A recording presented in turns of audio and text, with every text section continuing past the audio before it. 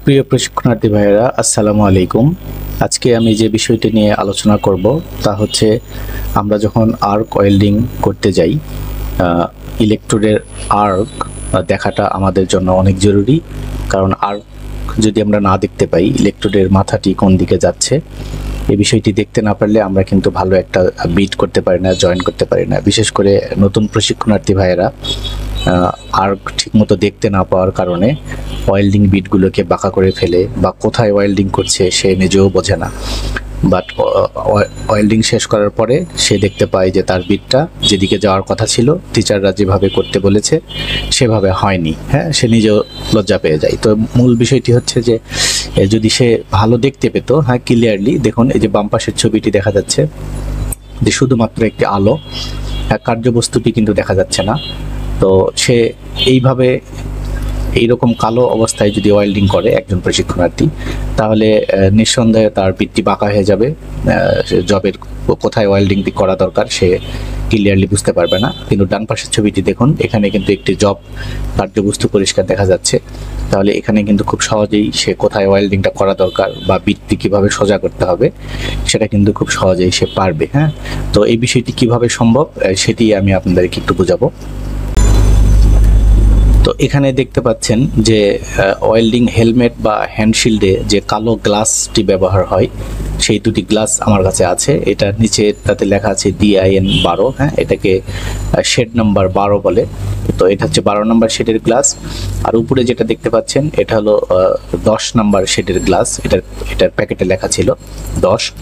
তো আমরা এই শেড নাম্বার পরিবর্তন করে এই সমস্যার সমাধান করতে পারি। তো এই গ্লাসগুলি কিভাবে একটি হেলমেটে বা হ্যান্ডশিলে পরিবর্তন করতে হয় সেটিও আমি দেখাবো ভিডিওর শেষ অংশে। তবে তার আগে আমরা জেনে নিই যে কত ধরনের কত নাম্বারের শেড পাওয়া যায় এবং সেটা আমাদের চোখের জন্য ক্ষতিকর কিনা। তো এখানে আরও একটি বিষয় জেনে রাখা গুরুত্বপূর্ণ, সেটা হচ্ছে যে আপনারা এটা একটা হ্যান্ডশিলের ছবি দেখছেন। তো ওয়েল্ডিংয়ের আর্ক দেখার আরেকটি শর্ত হচ্ছে যে হ্যান্ডশিলটাকে কিন্তু ফেজের কাছে রাখতে হবে। মানে এই যে গ্লাসটি আছে এই গ্লাসটি চোখের কাছে থাকবে একদম। আমরা যেমন একটা সানগ্লাস ব্যবহার করার সময় চোখে পড়ি, সানগ্লাসটি যদি চোখ থেকে নেমে আসে, একটু দূরে ঝুলে আসে, তাহলে কিন্তু আমরা ক্লিয়ার দেখতে পাই না। ঠিক সেরকম এই ওয়েল্ডিংয়ের গ্লাসটি কিন্তু আমাকে চোখের একদম কাছে রাখতে হবে। অনেক প্রশিক্ষণার্থীর অভ্যেস আছে যে এই হ্যান্ডশিলটাকে সে একটু দূরে ধরে, তার ফেস থেকে একটু সে দূরে রাখে। এই জন্য আমি আমার প্রশিক্ষণার্থীদের যেটা বলি যে হেলমেটের এই যে উপরের যে ভাঁজের অংশটুকু আছে, যে গোল অংশটুকু, এটাকে যেন সবসময় কপালে টাচ করে থাকে। আমরা যখন হ্যান্ডশিল দিয়ে কাজ করব তখন এই গোল অংশটা যেন কপালে লেগে থাকে, তাহলে আপনি কিন্তু খুব সহজেই এই কালো গ্লাসটি আপনার চোখের কাছে থাকবে এবং আপনি কিন্তু ওয়েল্ডিং ভালো দেখতে পাবেন। এটি প্রথম শর্ত, এটি থাকতেই হবে। এরপরেও একই হ্যান্ডশিল্ডে বা একই হেলমেটে একজন প্রশিক্ষণার্থী ভালো দেখছে, আর আরেকজনকে দিলে সে হয়তো বলছে স্যার আমি একটু কম দেখতে পাচ্ছি। এটা ম্যান টু ম্যান ভ্যারি করতে পারে। আমাদের চোখের কন্ডিশন বা বডির কন্ডিশন সবার এক নয়। তো সেই ক্ষেত্রে যার এই সমস্যাটা হবে সে আজকের আমার এই টিপসটি ফলো করতে পারে। আমার এই পদ্ধতি ফলো করলে সে ক্লিয়ার ওয়েল্ডিং দেখতে পাবে আশা করি। তো চলুন আমরা এই গ্লাসের শেড নাম্বারগুলো দেখে আসি। দেখুন, আমরা এখন যে ছবিটি দেখতে পাচ্ছি এখানে 8 থেকে 14 নাম্বার পর্যন্ত শেডের এখানে গ্লাস দেওয়া আছে। এই উপরের বামে, সবার উপরের বামে যেটি, এটি হলো 14 নাম্বার শেডের গ্লাস। এটা নিঃসন্দেহে একজন নতুন প্রশিক্ষণার্থী এই 14 নাম্বার দিয়ে সে কখনোই কাজ করতে পারবে না, তার জন্য খুবই কঠিন ব্যাপার। কিন্তু পক্ষান্তরে যদি আমরা এই নিচেরগুলো দেখি, এই যে 9 নাম্বার অথবা 8 নাম্বার, দেখুন জব কিন্তু ক্লিয়ার দেখা যাচ্ছে। এই যে 10 নাম্বার শেডেও জবটা দেখা যাচ্ছে এবং আরেকটা ক্লিয়ার দেখা যাচ্ছে। এই শেডের গ্লাসগুলো দিলে কিন্তু একজন নতুন প্রশিক্ষণার্থী খুব সহজেই এই আর্কটা দেখতে পাবে। কারণ ওয়েল্ডিং শিখতে অনেক টাকার খরচ হয়, ইলেকট্রোড, মেটাল, গ্যাস, এগুলোর অনেক দাম, সময়েরও অনেক দাম। তো আমরা যদি সামান্য এই পদ্ধতি অবলম্বন করে আমরা একজন প্রশিক্ষণার্থীকে খুব দ্রুত তার ওয়েল্ডিংটা ধরিয়ে দিতে পারি, তাহলে কিন্তু আমাদের অনেক সাশ্রয়। তো এখন বিষয় হচ্ছে যে এই শেড চেঞ্জ করলে আমাদের চোখের কোনো ক্ষতি হবে কিনা সেই বিষয়টা আমরা একটু দেখে আসি। দেখুন, এইখানে এই চার্টে বলা আছে যে এই যে উপরের এটা হচ্ছে 8 নাম্বার শেড এবং নিচে হচ্ছে 14 নাম্বার শেড। তো আমরা দেখি যে এই শেডে এই যে আমাদের ওয়েল্ডিং আর্ক থেকে দুটি রে বের হয়, হ্যাঁ, একটা হচ্ছে ইনফ্রারেড আর একটা হচ্ছে আলট্রাভায়োলেট। তো দুটি কেমন প্রোটেকশন দিতে পারে, এই যে 8 নম্বর শেড এখানে বলা হচ্ছে ইনফ্রারেড হাই প্রোটেকশন দিবে, আলট্রাভায়োলেটও সে হাই প্রোটেকশন দিবে।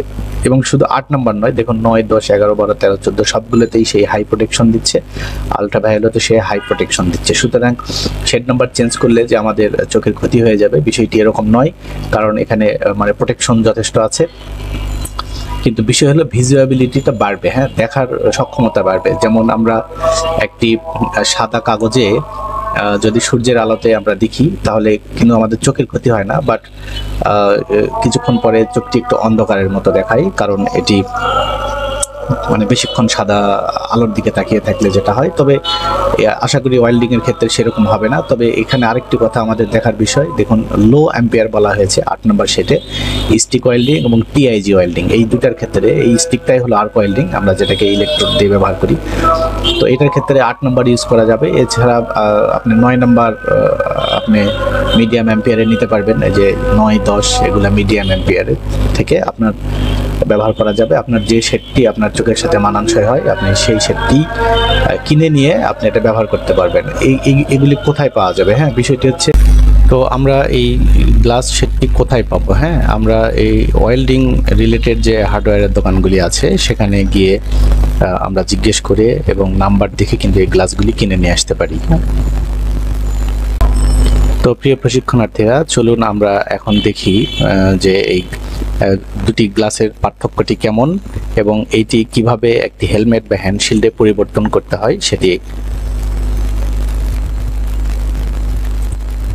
এই দেখুন, এটি হচ্ছে 10 নম্বর গ্লাস, এই যে হচ্ছে 12 নম্বর গ্লাস। এটির প্যাকেটে লেখা ছিল 10, আমি প্যাকেটটি খুলে ফেলেছি, এবং এটি হচ্ছে 12 নম্বর। তো দুইটি গ্লাস দেখতেও কিন্তু একটি পাতলা এবং একটি মোটা, আমি দুটি পাশাপাশি রেখে আপনাদেরকে দেখাচ্ছি যে থিকনেসগুলো কেমন। এই যে দেখুন, পিছনেরটি হচ্ছে 12 নম্বর, হ্যাঁ, শেড, আর সামনেরটি 10 নম্বর। খুব সামান্য চোখে বোঝা যায় পার্থক্য। 12 নম্বরটি একটু মোটা, হালকা মোটা, এবং 10 নম্বরটা হালকা পাতলা, হ্যাঁ। আচ্ছা, এবার আমরা এই গ্লাসগুলি লাইটে ধরে দেখব। দেখুন, এটি 12 নম্বর। আমার রুমে এই যে এরকম এলইডি লাইট জ্বলছে, এই লাইট আমি ধরে দেখব, হ্যাঁ। এই যে ডান পাশেরটি হলো 12 নম্বর। 12 নম্বরের লাইট দেখুন, এলইডিটা কতটা অন্ধকার দেখাচ্ছে, খুব সামান্য দেখাচ্ছে। এই যে এটা খালি চোখে, এবং এটা হলো 10 নম্বর। দেখুন 10 নম্বরে কিন্তু লাইটটি অনেকটাই 12-র চাইতে পরিষ্কার দেখাচ্ছে। দেখুন আবার এটা হচ্ছে 12 নম্বর শেডের লাইট। তো এইভাবে কিন্তু আমরা গ্লাস শেড চেঞ্জ করে আমরা খুব সহজেই ওয়েল্ডিং এর আর্কটি দেখতে পাই। তো আমি এবার দেখাবো এই হেলমেটে কিভাবে গ্লাসটি চেঞ্জ করতে হয়, হেলমেট অথবা হ্যান্ডশিল্ড যেটাই বলুন।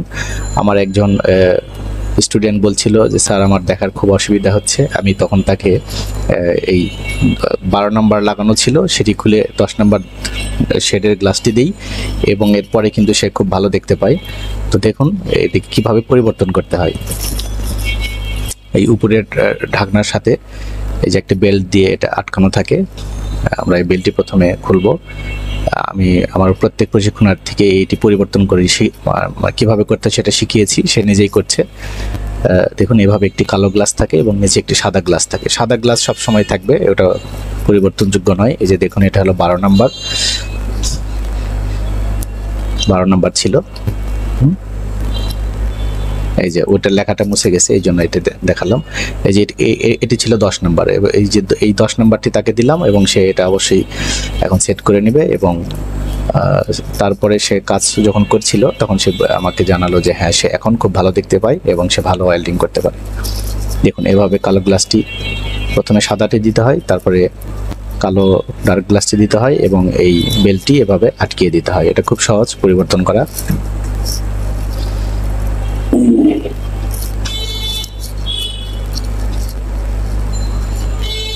দেখি, হ্যাঁ হ্যাঁ, ঠিক আছে, শক্ত মতো লেগেছে। এখন এইটি দিয়ে সে খুব সহজেই ভালো ওয়েল্ডিং করতে পারবে আশা করি।